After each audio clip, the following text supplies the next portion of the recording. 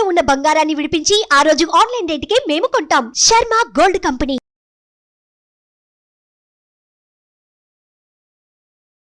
Hi, welcome to our channel. ఈరోజు మనతో పాటు ఉన్నారు ప్రముఖ జ్యోతిష వాస్తు పండితులు, జ్యోతిష వాస్తు శిక్షణ నిపుణులు, మహాగౌరి ఉపాసకులు శ్రీ దింటకుర్తి మురళీకృష్ణ గారు. నమస్కారం గురువు గారు. నమస్తే నాన్న. హరి ఓం శివ.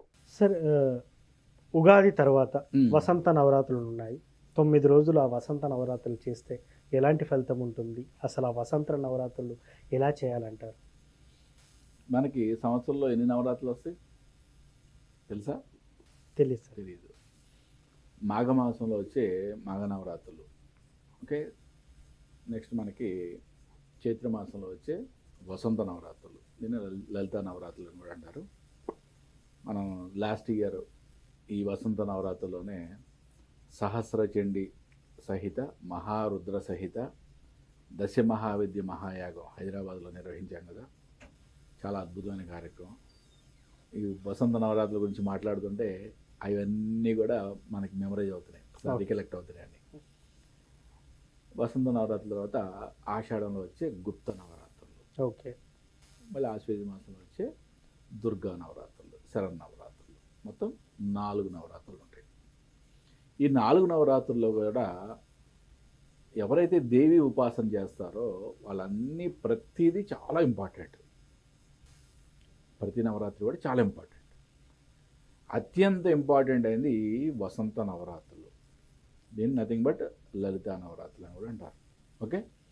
అమ్మవారి ఉపాసన చేసేవాళ్ళు ఈ నవరాత్రుల్లో శరన్నవరాత్రులు ఎలాగైతే అమ్మవారి యొక్క అఖండ దీపం పెట్టి 9 రోజులు చాలా నిష్టగా అమ్మవారికి పూజ చేస్తారో ఉదయం సాయంత్రం, అదేవిధంగా ఈ చైత్ర నవరాత్రులు కూడా చేసుకోవడం చాలా అద్భుతంగా వాళ్ళ యొక్క లైఫ్లో మంచి అద్భుతమైన టర్నింగ్ పాయింట్ అని చెప్పచ్చు.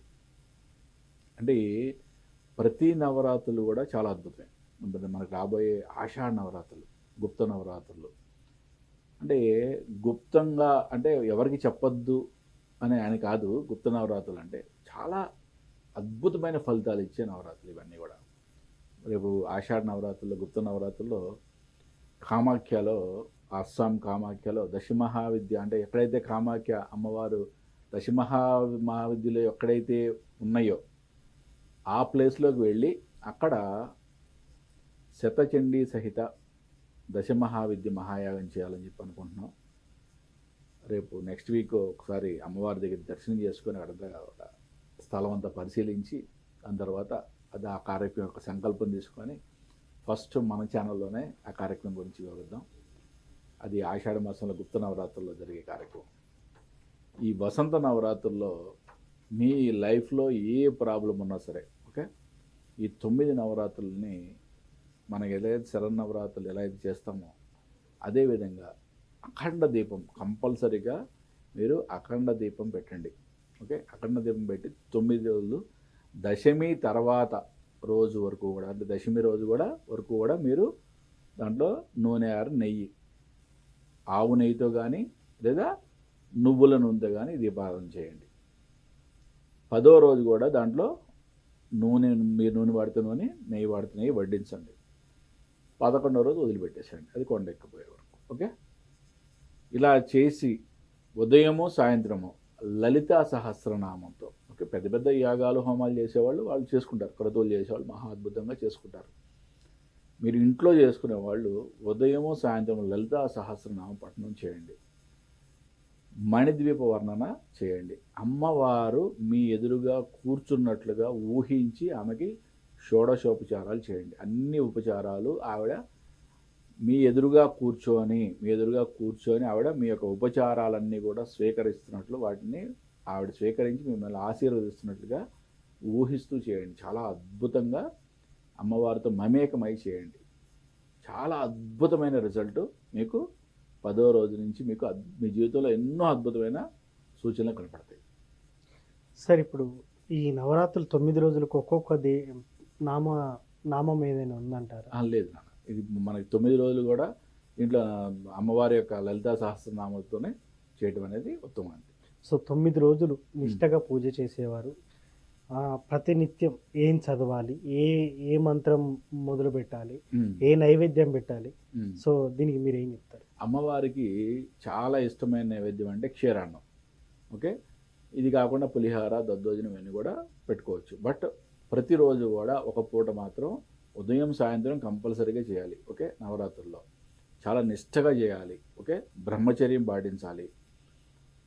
వీలైనంత వరకు ఉపవాసం అంటే తిండికి సంబంధించింది కాదు.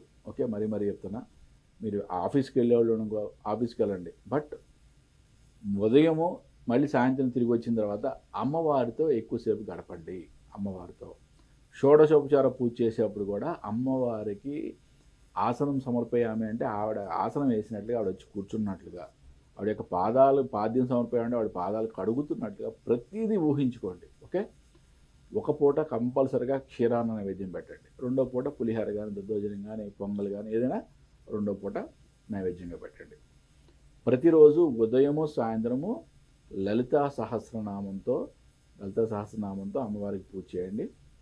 మణిద్వీప వర్ణన కంపల్సరిగా చదవండి. మీ యొక్క లైఫ్లో సొంత ఇల్లు కళ అనేది 100%.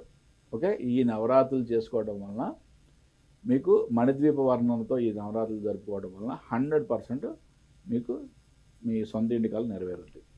ఎటువంటి సమస్య ఉన్నా ఆ సమస్య తీరిపోవాలని ఒక అఖండం పెట్టి, ఓకే, ఆ అఖండం 10 రోజులు కూడా ఎటువంటి ప్రాబ్లం లేకుండా, అదే పరం కొండెక్కకుండా జాగ్రత్తగా చూసుకోండి.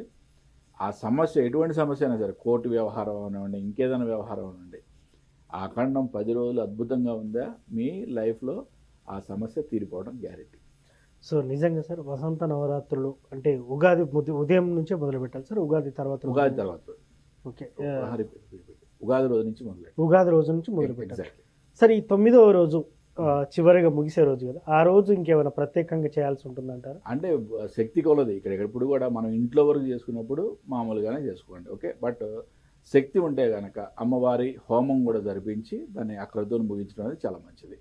అలా కాకుండా పెద్ద పెద్ద యాగాలు, హోమాలు చేసేవాళ్ళు వాళ్ళు ఎలాగో ఆ కార్యక్రమాన్ని కూడా 10 రోజులు చక్కగా అద్భుతంగా చేసుకుంటారు.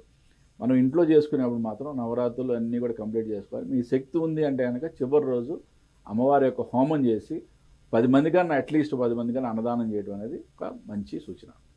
Thank you sir. వసంత నవరాత్రులు ఎలా చేయాలి, ఎలా చేస్తే మంచి ఫలితం ఉంటుందని చాలా చక్కగా చెప్పారు. Thank you sir. నమస్తే నాన్న. హరి ఓం. సో చూసారు కదా, ఉగాది రోజు నుండి వసంత నవరాత్రులు ఆ 9 రోజుల పాటు చేస్తే ఖచ్చితంగా సొంత ఇంటి కళను అయితే ముఖ్యంగా నెరవేరే అవకాశం ఉందని గురువుగారు చెప్తున్నారు. దాంతోపాటు ఇంకా రకరకాల సమస్యలతో ఏదైతే బాధపడుతున్నారో అది కూడా తొలగిపోయే అవకాశం ఉందని గురువుగారు మాటల్లో తెలుసుకున్నాం. ఇది వాటి కార్యక్రమం. మరో కార్యక్రమంలో మళ్ళీ కలుద్దాం. Thank you. సుమన్ టీవీలో మీ పర్సనల్ అండ్ బిజినెస్ ప్రమోషన్స్ కోసం కింది నెంబర్కి కాంటాక్ట్ చేయండి.